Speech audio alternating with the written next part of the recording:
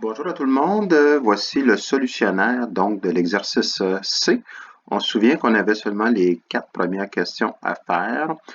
Et pour chacune des questions, c'est toujours la même chose. Je vais quand même passer au travers des 4 questions, mais vous allez voir que ça va se répéter.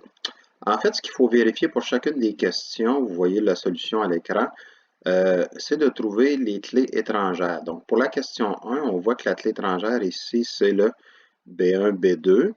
Et ces clés-là déterminent donc la table enfant, à savoir la table A, donc la table B et la table parent. Ensuite, on voit que ces clés-là ne sont pas situées dans la clé primaire, donc la relation, on voit le pointillé ici, c'est une relation sans identification là-dessus. On voit aussi que ces deux clés étrangères-là sont obligatoires, donc note nulle, ça veut donc dire que le parent est obligatoire, d'où la cardinalité 1-1. Comme ces deux champs-là ne sont pas uniques, c'est pour ça qu'on a une relation à plusieurs ici au maximum. Et chez l'enfant, la relation minimum ici, c'est 0. Quelqu'un qui aurait mis 1, j'aurais été obligé de lui donner ses points parce qu'on ne peut pas le déterminer dans ce cas-là.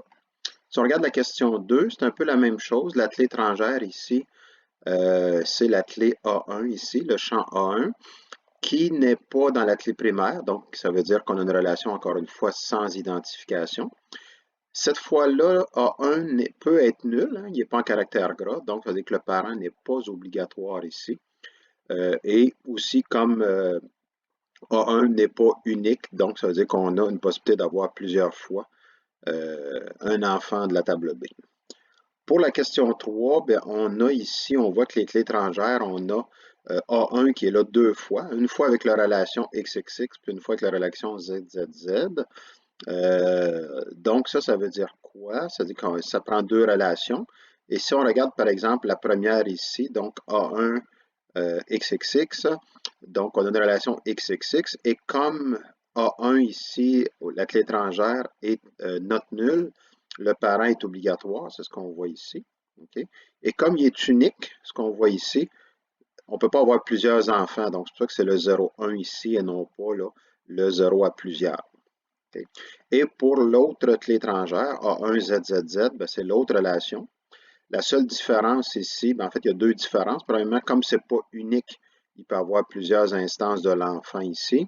Et comme cette clé étrangère-là peut être nulle parce qu'elle n'est pas en caractère gras, ben, le parent n'est pas obligatoire ici. Okay? Et dans les deux cas, ces clés étrangères-là sont situées, ne sont pas situées, je veux dire, dans la clé primaire. Donc, c'est pour ça que c'est des relations sans identification. Et finalement, la question 4, on voit ici que la clé étrangère A1 est aussi clé primaire, donc ce qui fait qu'on a une relation avec identification, donc c'est le trait plein et non pas le trait pointillé. Nécessairement, comme A1 est obligatoire, étant clé primaire, donc le parent ici, c'est 1,1 et non pas 0,1. Et aussi, est-ce qu'on peut déterminer autre chose? Ben, on peut avoir plusieurs ici comme ce n'est pas unique, et la cardinalité minimum de l'enfant qui est 0, donc on ne peut pas faire mieux que ça.